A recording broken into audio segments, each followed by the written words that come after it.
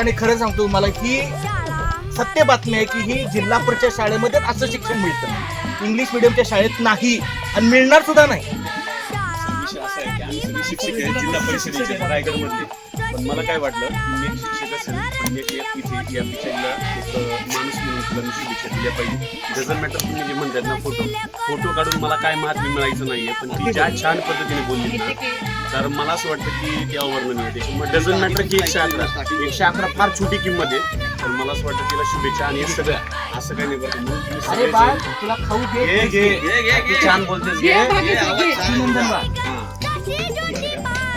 मगाशी जे म्हणतात ना तर आम्हालाही बरं वाटलं की जिल्हा परिषदेचे सगळे मुलं आहेत. काय होते सर सांगू म्हणजे आमच्या मिसेसचा समजून स्टेटसचा विषय होतो इंग्लिश मधल्या शाळेत. आम्ही अशा शाळेत शिकलो. आपल्या वयाच्या कॅटेगरीला काय अडचण नाही,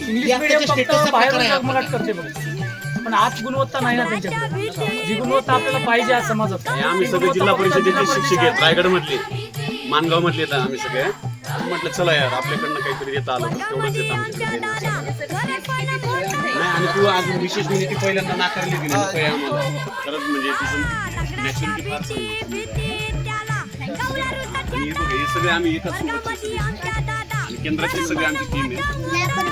छान बोलतो चालू का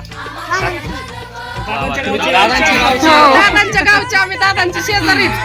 तुम्हाला दादांची आठवण येत असेल ना? तुम्हाला काय संपूर्ण महाराष्ट्राला दादांची आठवण होती, बरोबर आहे?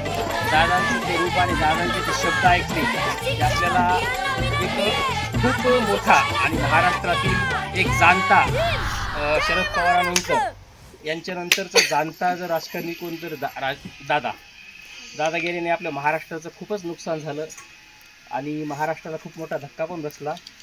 आणि जो दादांमध्ये जो आपण जाणता राजा म्हणतो, लोकांची समज होती, महाराष्ट्राची समज होती, महाराष्ट्राच्या मातीची समज होती आणि महाराष्ट्रातील लोकांना काय पाहिजे, एक प्रकारे इथं काय पिकतं त्यापेक्षा इथं काय विकतं हे ज्याला माहीत असेल ना तर तोच खरा राजकारणी आणि ते दादा होते.